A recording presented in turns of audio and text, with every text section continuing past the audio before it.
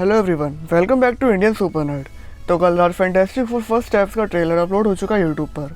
तो वैसे तो ये मेरा पहला ट्रेलर ब्रेकडाउन है, तो मुझसे कोई डिटेल मिस हो जाए तो सॉरी। ट्रेलर की शुरुआत होती है टेड गिलबर्ट शो से, जिस पर फैंटास्टिक फोर को इन्वाइट करा जाता है और शो का होस्ट टेड लोगों से कहता है कि 4 काबिल एस्ट्रोनॉट स्पेस में गए थे और वो वापस आए एक्स्ट्रा ऑर्डिनरी पावर्स के साथ। जिसने मेरी फैंटास्टिक फोर के ओरिजिन की वीडियो देखी होगी उसको ये पता होगा कि ये चारों जब नॉर्मल इंसान थे तो ये सब रीड रिचर्ड्स के एक्सपेरिमेंट के लिए स्पेस में गए थे, जहाँ कॉस्मिक क्लाउड से इन चारों को पावर्स मिली थी। और टेड गिलबर्ट शो की वजह से फैंटास्टिक फोर पूरे शहर में काफ़ी फेमस होते हैं। ज़्यादा थिंग बच्चों को खुश करने के लिए उनके कहने पर एक कार को उठा लेता है।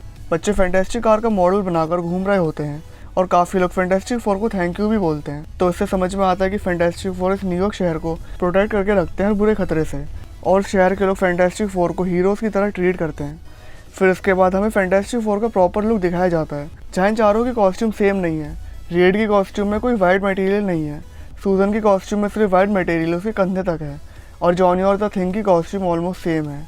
और यहाँ पर इन तीनों की बेल्ट में फैंटास्टिक फोर का लोगो नहीं है, और द थिंग के बेल्ट में फैंटास्टिक फोर का लोगो है। और लास्ट, इन तीनों के पास एक वॉच जैसा डिवाइस है और द थिंग के पास वो डिवाइस नहीं है। तो ये चेंजेस मे भी इनकी पावर्स की वजह से हुए हैं। फिर नेक्स्ट सीन हम देखते हैं जहाँ फैंटास्टिक फोर डिनर के लिए आते हैं, और ये जगह बैक्स्टर बिल्डिंग के अंदर होती है, जो फैंटास्टिक फोर का हेडक्वार्टर होता है, बिल्कुल एवेंजर्स के एवेंजर टावर की तरह। वहाँ हमको रिवील करा जाता है कि रीड रिचर्ड की गर्लफ्रेंड सूजन स्टॉर्म प्रेग्नेंट है, और जॉनी सूजन को कॉन्ग्रेचुलेट करता है और रीड से कहता है तुम बनोगे दुनिया के सबसे बेस्ट डैड। जोक है, तुम्हारे पास की बात नहीं है। और यहाँ पर जो आप ये रोबोट देख रहे हो इसका नाम हर्बी है, जो कॉमिक्स में रीड ने गैलेक्टस को ट्रैक करने के लिए बनाई थी, और इस मूवी में गैलेक्टस और हर्बी दोनों हैं। तो इतना तो श्योर है कि हर्बी का यूज़ गैलेक्टस को ट्रैक करने के लिए मूवी में ज़रूर होगा।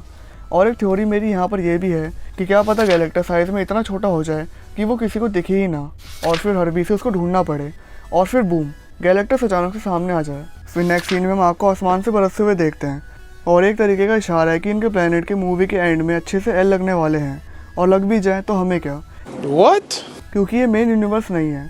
देखो, मार्वल की सारी मूवीज़ अर्थ 616 में एग्जिस्ट करती हैं, तो इस अर्थ का डिस्ट्रॉय हो जाना is not a big deal. जब इनका प्लेनेट डिस्ट्रॉय होगा तभी तो अर्थ 616 में आएंगे अवेंजर्स डूम्सडे के लिए। फिर नेक्स्ट सीन में इंट्रोड्यूस होती है सिल्वर सर्फर, जो फर्स्ट मूवी में मेल था बट अब फीमेल है। और सिल्वर सर्फर का छोटा सा इंट्रोडक्शन दे देता हूँ। सिल्वर सर्फर एक तरीके का गैलेक्टस का सर्वेंट है, जो गैलेक्टस के लिए प्लैनेट्स को ढूंढकर उन प्लैनेट्स को प्रिपेयर करता है ताकि गैलेक्टस उस प्लैनेट को खा सके। और ये दोनों सीन कंटिन्यू में है, क्योंकि फैंटास्टिक फोर ने वही कपड़े पहन रखे हैं जो उन्होंने यहाँ पहन रखे थे। तो ये सीन में भी ऐसे ही टेक प्लेस करेगा। ये चारों बैक्स्टर बिल्डिंग में चिल कर रहे होंगे, और तभी ये चारों आसमान में देखेंगे कि आसमान से आग बरसने वाली है, और ये नीचे आएंगे जहाँ इनका इनकाउंटर होगा सिल्वर सर्फर से। फिर सिल्वर सर्फर वहाँ ये कहकर चली जाती है, तुम्हारी दुनिया का अंत आ गया है। और जॉनी सिल्वर सर्फर के पीछे जाता है, जहाँ वो स्पेस में जाकर सिल्वर सर्फर को ऑलमोस्ट पकड़ लेता है। और ये same scene Fantastic Four Rise of the Silver Surfer में भी था। फिर सिल्वर सर्फर जॉनी को छोड़ देती है और जॉनी स्पेस से नीचे गिरता है। अब प्रीवियस टाइम जब सिल्वर सर्फर और जॉनी का फिजिकल टच हुआ था,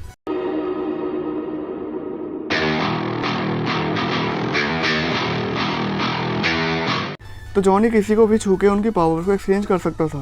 अब पता नहीं ये कॉन्सेप्ट इस मूवी में शो करेंगे या नहीं, अगर करा तो वो काफ़ी इंटरेस्टिंग होगा। अब नेक्स्ट सीन में रीड अपनी गलती बताता है कि मेरे को ही चलती स्पेस में जाने की।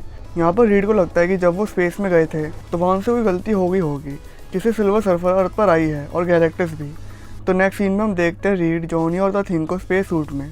तो मे बी ये तीनों स्पेस में जाएँ जो इनसे गलती हुई है उसको अंडू करने के लिए। और यहाँ पर इस सीन में सूजन ने स्पेस सूट नहीं पहना हुआ है, तो मे बी वो प्रेग्नेंट होने की वजह से स्पेस में ना जाए, क्योंकि प्रेग्नेंट लेडीज़ आर वल्नरेबल। और रीड एक अच्छा बॉयफ्रेंड होने की वजह से सूजन को स्पेस में ना ले जाए। अब नेक्स्ट सीन आता है स्पेस शटल का, जिसमें फैंटास्टिक फोर पहली बार स्पेस में गए थे, बट इस सीन में स्पेस शटल वापस आ रहा होता है, और ये जो भी प्लेनेट है वो डिस्ट्रॉय हो रहा होता है। और ये प्लेनेट मोस्ट प्रोबेबली इनका प्लेनेट अर्थ भी हो सकता है, और इसे डिस्ट्रॉय कौन कर रहा होता है? गैलेक्टस। फिर नेक्स्ट सीन में वही गैलेक्टस की शैडो हम देखते हैं जो पहले भी टीजर में हमने देखी थी। और नेक्स्ट सीन फैंटास्टिक फोर आसमान की तरफ देख रहे होते हैं, और इस ट्रेलर में काफ़ी लोग आसमान की तरफ देखते हुए हमें दिखे हैं। और यहाँ पर हम फैंटास्टिक कार को भी देखते हैं, जो ट्रेलर की शुरुआत में भी मैं नोटिस कर चुका था।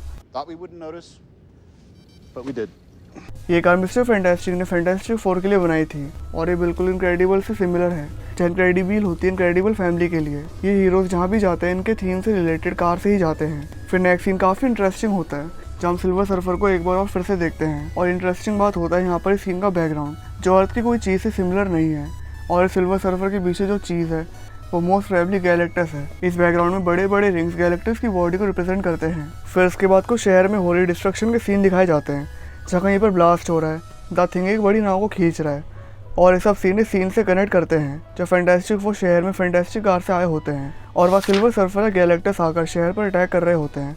और एक बहुत स्वीट सीन हम यहाँ पर देखते हैं, जहाँ एक प्यारी सी बच्ची द थिंग के डमी को बचाने के लिए भागती है और उस बच्ची पर ऊपर से कोई अटैक करने वाला होता है। ट्रेलर में तो नहीं दिखाया गया, पर इस बच्ची को तो थिंग ही बचाएगा।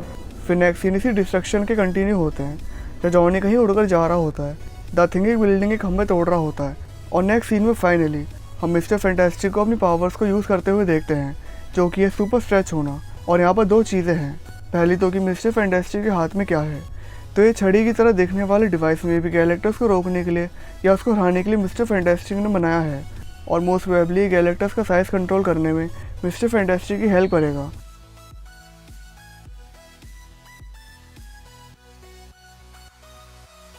और दूसरी चीज़, इस बिल्डिंग के पीछे ये चीज़ गैलेक्टस का सर हो सकता है।